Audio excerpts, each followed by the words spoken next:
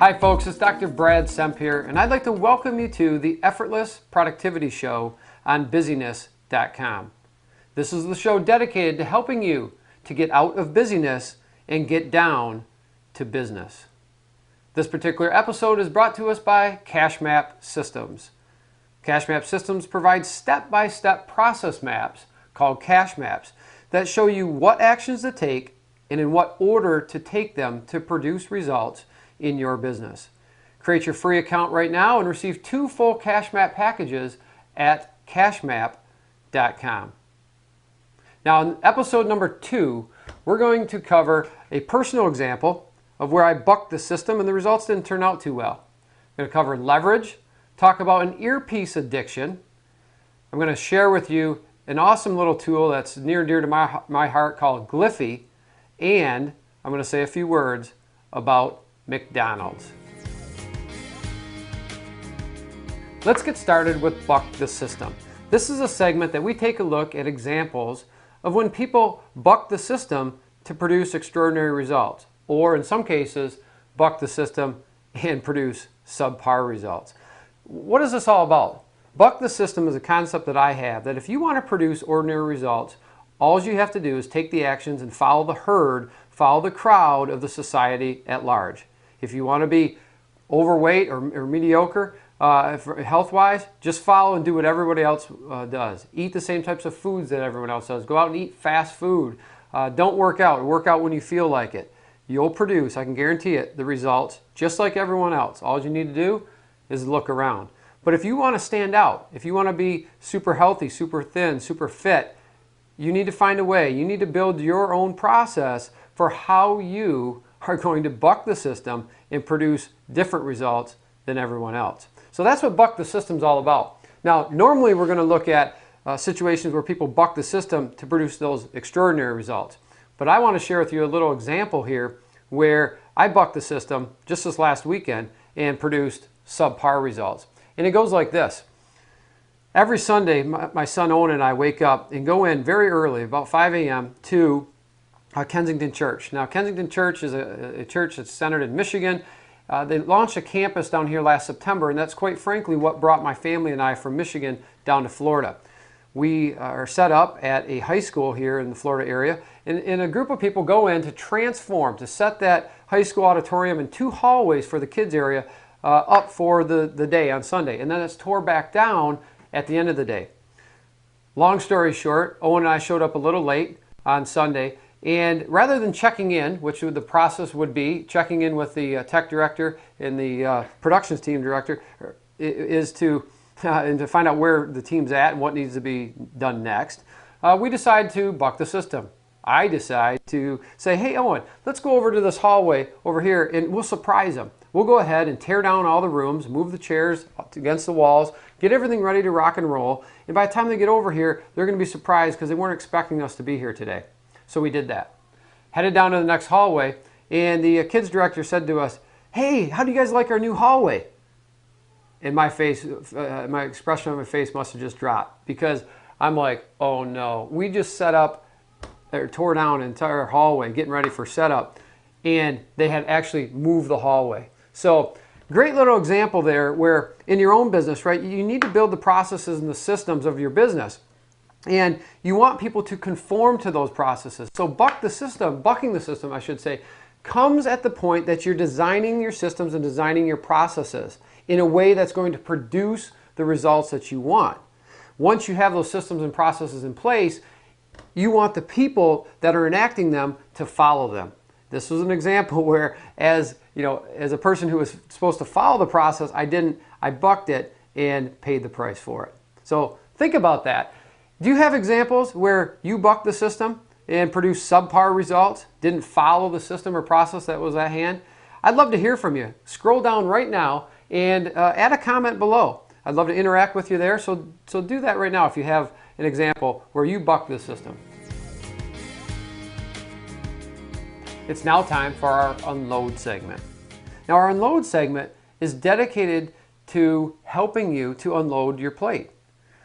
One of the things that you need to do in action design and being productive is to first design those systems, but then look for ways to unload the actions or activities that do not give you the highest return on action.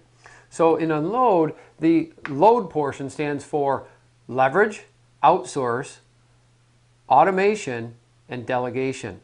And today I just want to say a few words about the first one, the L, leverage. Leverage is a very, very important concept, something that you're going to hear a lot about on the show moving forward. And the question that often comes is, Brad, what do you mean by leverage? How do I leverage my actions? Well, what it really means is to design and use your actions in a way that multiplies the results. So let me give you an example from a business standpoint. If you're producing some content in your business, let's say that you're going to produce or film a video. Well, you can leverage that action by taking that video and then transcribing it to the written text. You can strip out the audio, and now you have an MP3 file. You can take that video, that one large video, chunk it up into a whole bunch of mini segments and distribute those out from a marketing perspective.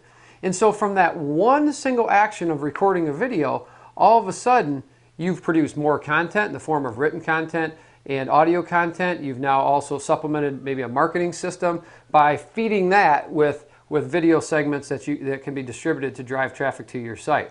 So that's just a very, very simple example, again, of leveraging your actions. Designing your actions and using them in a way that multiply results. Taking one action and making it more effective, thereby making you more productive. So I'm going to say a lot more about leverage, outsourcing, automation, delegation as we may move forward. So pay attention and watch for more of the unload segments. It's now time for our Netfix segment. In our Netfix segment, we take a look at technological and electronic addictions that affect your productivity. And what I'd like to talk about today is a personal pet peeve. And if you have one of these, please, please, please do not take this personally. This is my opinion, and I would love to hear your opinion by submitting your comments below. So if you don't agree with me, or if you agree with me, tell me what you think by scrolling down below. But here goes. There's a Bluetooth earpieces. Have you ever been in a store at the airport or somewhere else where all of a sudden you're walking and it looks like somebody's talking to you? And you go to turn, or you go to say something, they're not talking to you. They're talking into their Bluetooth earpiece. Now, because I don't own a Bluetooth earpiece, I wasn't able to put one of those on my ear and demonstrate it for you. This is the next best thing that I could find. But the point here is this. In productivity, multitasking hurts you. Single tasking is what you want to do. And when you're single tasking, what you need to do is eliminate all the distractions. You need to condition your environment to make it conducive to ultimate and optimal productivity. So, shutting down your computer, getting out of email, getting rid of the internet, turning off your phone for a little bit of time, and, God forbid, getting rid of that earpiece.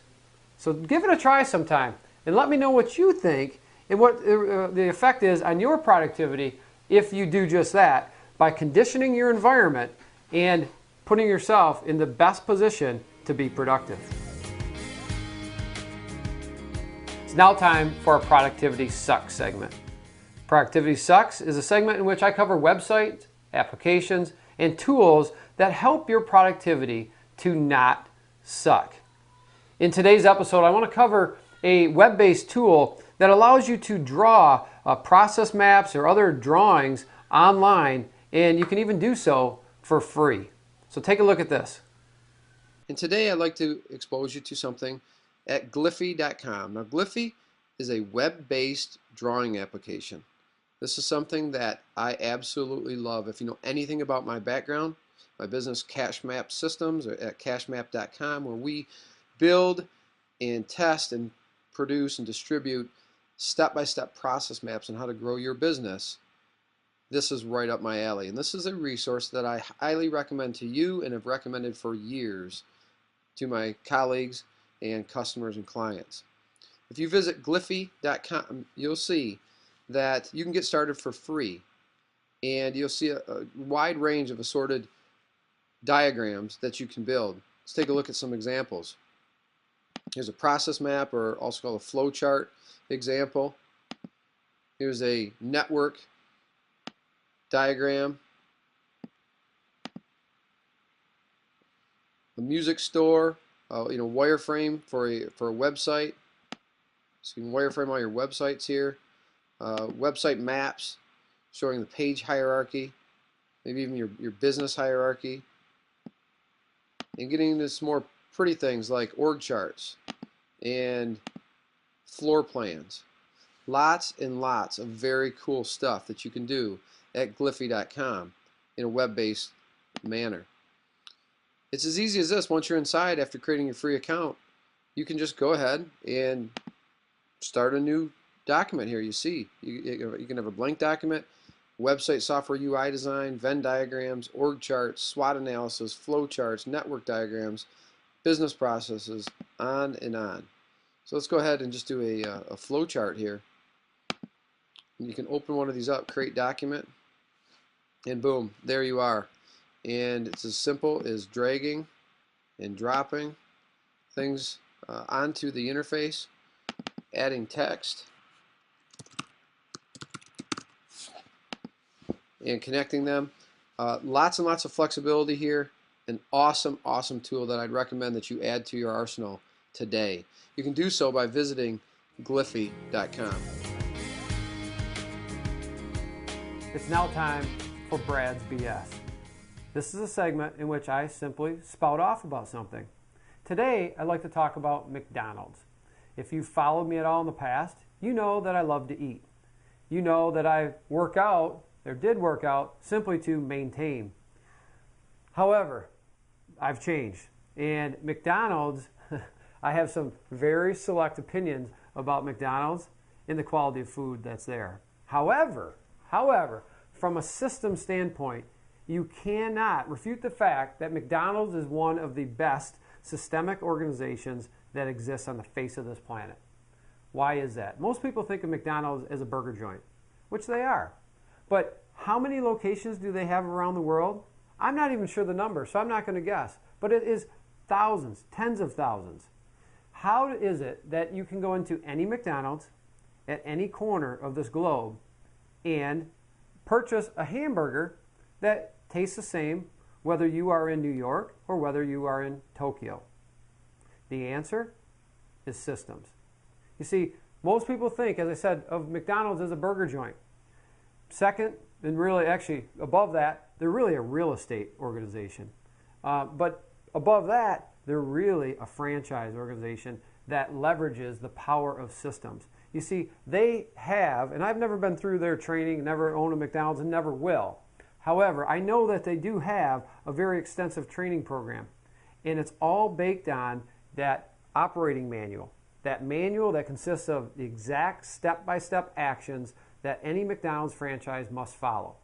That is the way that they maintain consistency. That is the way they maintain brand. That is the way that they're able to produce products, high-quality products, products in the same manner across locations across the globe.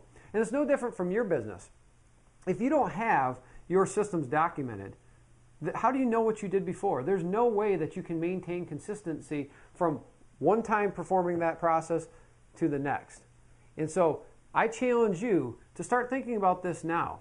Start thinking about that from your business standpoint, because if you do not have any documented processes, then it's time to change that. And I'll give you one little tip. This is for another day, another segment. But one little tip.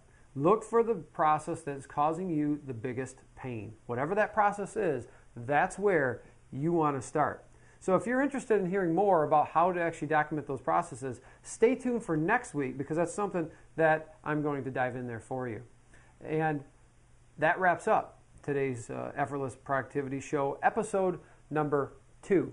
I'd love to hear your feedback, your comments by scrolling down below, submitting your comments down there, and I will personally be interacting with you. I'd like to also remind you to check us out at facebook.com/effortless productivity. Be sure to like us there and participate in the discussion, where we're going to keep you abreast of every show that comes out.